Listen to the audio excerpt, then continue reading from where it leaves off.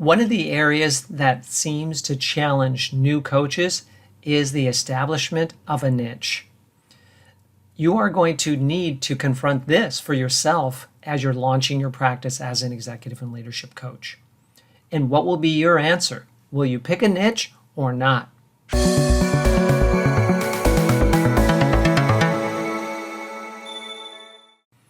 Over the years that I've been training and certifying coaches and interviewing many successful veteran coaches, I've discovered that having a niche seems to help one to succeed faster in their executive coaching career. And why is that? Well, I believe it's true for a few reasons. One is that you become more confident with each passing engagement when you focus on a niche, because you get a sense of a greater understanding of the challenges that people face within that chosen niche. And you get better and better at working with people and helping them to solve their challenges and come up with ideas through the confidence that you bring to your engagements. So I think it helps you to know that you're focused in a certain area. And two, the content that you create is focused on that niche, and based on your comprehensive understanding, your content can go deep. It can be very thoughtful, very helpful, and really help people to start to solve some of their challenges within your expertise, and then understand that you're a subject matter expert, that you're a coach they probably should be working with if they're encountering deep and troublesome challenges in the area in which you focus on. And the third reason is that people can refer you more easily when you have a niche. When you're a broad-based coach that works with any leader on any situation, versus a person that focuses on a specific niche, given the choice, who do you think someone would refer someone to? Probably the one who specializes in that area versus the broad-based coach. So the chances of you being remembered and referred, I believe, increase greatly when you have a niche and you establish subject matter expertise in that niche. So then the question is, how do you choose a niche? Well, let me give you a few ideas on ways that you can go to answer that question. The first one is going with a role. Let's say that you were formerly a CIO or Chief Information Officer, and you have a long esteemed track record of success in that role.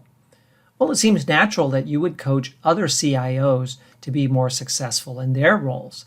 And it would also seem natural that CIOs would understand that you could coach them because you understand their role inside and out. Now, the misnomer is that you should be a former CIO to coach CIOs. And sometimes coachees believe that that's the case, and that's why they'll choose you. But of course, you know, as an experienced and trained coach, that you can coach any leader in any role, regardless of your having been in that role previously or not, because coaching is about bringing out their solutions, their ideas, and oftentimes dealing with behavioral and perceptual issues that are unrelated to the specific functional expertise of being a CIO in this example. But that's okay, because the CIOs will choose you knowing that you understand the ins and outs of their role. You'll bring great coaching to the situation and help them to be more successful. So that's fine. Second, you might choose an industry. You may come out of healthcare or technology or real estate, and you may then want to coach people in that industry because you have a track record of success in that industry. Once again, it's likely that people in that industry, when looking for a coach, would gravitate towards someone who has expertise in their industry. It just seems to help when the coach has a contextual understanding of the industry.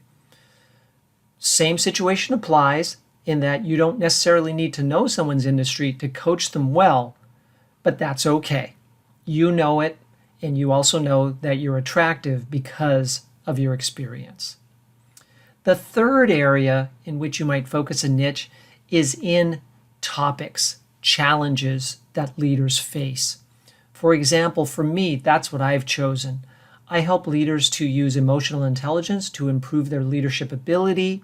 I help leaders improve communication, and I also help leaders to have more engaged and mobilized employees on the way towards building high-performance teams.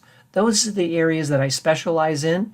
I don't focus on a role or an industry, but those specific areas, and you might too. Because we know as professional coaches that we don't have to have done the role, we don't have to have worked in the industry to be effective. And I've proven that over time. I've worked with leaders in many different industries and been successful. So I believe that I don't need to have a role or an industry focus for my niche to be successful. Now, understand that you can also combine these. For example, you could focus on CIOs in high tech if you want to really get narrow. You could also focus on emotional intelligence for CIOs in high tech to get narrower still. It's up to you to decide how narrow you want your niche to be and then go with that. What's important is to stick with your niche for some time, create content around your niche, establish a record of successfully working with leaders in your niche and solving those challenges that you present as your subject matter expert areas. Once you do, then it'll just get easier and easier for you to get business and be successful. Now, there is something else to consider. Just because you choose a niche doesn't mean you can't work with people in other industries, other roles, or on other challenges that leaders face. Of course you can, and you will. People will refer you just knowing that you're a successful executive coach for someone in a different industry. Or you're going to meet someone at a networking event. You create rapport, you bond, and that may lead to a coaching engagement that's outside of your expertise. But again, you bring great coaching to the situation that will help them nonetheless. So know that you are also going to have work outside of your niche, but you'll be able to get more referrals, create great content, and gain great confidence by working within a niche. I hope this video has helped you to start to solve this challenging problem. Should you like one-on-one help with getting trained and certified as a coach, then consider entering into our program through the Center for Executive Coaching. If you have questions about a niche and you think I might help, feel free to email me at michael@bayareaexecutivecoach.com, and I'd be happy to answer your email with any suggestions and advice that I might have. Good luck to you.